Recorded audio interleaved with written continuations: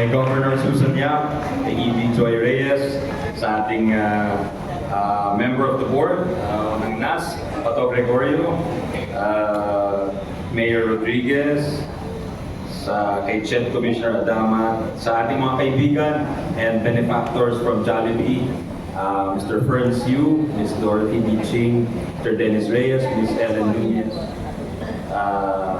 Ms. Elise Mao, and Icon Celebrity Marketing President Dudu D, and Attorney Munoz is with us. At syempre, inulit ko, dahil siya po ang rason kaya natin dito tayo at very excited, our national hero, the man of the hour, Kaloy Yulo. The double gold medalist. Salamat Kaloy sa iyong inspiring words at ehemplo ka talaga. You are a role model for our youth. I hope they take to heart your message today. At kami, matanda na kami pero nakikinig pa rin kami. And the wisdom you are imparting is very valuable and it's sana ma-internalize ng ating mga estudyante talaga.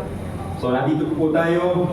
Ito yung bunga ng partnership natin sa mga future Olympians dito sa NAS. Magagamit itong mga sports equipment na binigay ng Jollibee para sa mga atletang Pilipino. I'd like to recognize also all the officials of NAS and the Department of Education, all our student athletes. Thank you for the tour, sa mga coaches, sa mga workers in government, sa lahat na nandito, our friends from the media, galing pa Maynila. So thank you very much on behalf of the Department of Education. We are very proud for the honor you have brought the Philippines. Sobrang napasaya ninyo ang sambayan ng Pilipino sa nakaraang performance ninyo, Kaloy. And I'm sure maraming susunod sa yapak ninyo dito na magagaling sa NAS. 4 years after we officially opened the NAS to our learner athletes, we welcome hundreds of athletes from all over the country. Nag-roadshow sila Ma'am Joy, the E.D. Joy, and we have given them the opportunity to experience the world-class facilities such as the New Clark City Athletic Stadium, Aquatic Center, among others. Yung nakita ninyo, umpisa pa lang yan dahil maraming nakaplano sila E.D. Joy, yung sports science, yung gymnastic center. I'm sure magdadagsahan ng enrollees dyan dahil sa ginawa ni Kaloy sa Paris itong nakaraang Olympics. At kapag nagtagumpay kayo sa inyong mga larangan, nandyan nabanggit po ang Athletes and Coaches Incentives Law. RA 10699, ginawa po natin yun noong 2015, chairman tayo ng Senate Committee on Sports. And the next year, napakinabangan yun dahil si Heidelin Diaz nag-silver medal sa Rio Olympics. So, definitely, that is the gift that we'll keep on giving to our Olympians. At meron tayong bill, ilabi natin sa Senado at sa Kongreso, idoble pa ang incentives na kayo binibigay sa ating mga national athletes. Kung nakarang buwan, ang kauna-una ng board meeting, kasama sila E.D. Joy, ang Ched, sila Pato Gregorio, POC, PSC, at pag-usapan namin yung future plans. Ang daming magandang plano po ni E.D. Joy for Philippine Sports. At syempre, thank you very much to Jollibee for caring. Yung Jollibee po, mga kaibigan, yan ang kauna-unahang galing sa pribadong sektor na nag-alay o nagbigay ng donasyon dito sa NAS. So palakpakan po natin. At nakakatuwa dahil kung alam niyo yung malamang hindi pa kayo napanganak ng history ng Jollibee. Pinento ni Mr. Tan Cactiong yan sa akin. Sila yung nag-umpisa ng isang ice cream parlor, di ba? Sa Magnolia, sa New Manila. At isipin nyo lang, ice cream na binibenta nila. Tapos later on, naghanap ng pagkain daw yung mga customer nila. Kaya nag-offer sila ng burger, ng french fries. At ngayon, ano na sila? They're one of the most successful Philippine companies. Binibili na lang yung mga kumpanya ng may-ari sa abroad. At sila yung may presensya sa Amerika, sa Inglaterra, sa Europa, sa Asia, sa Australia.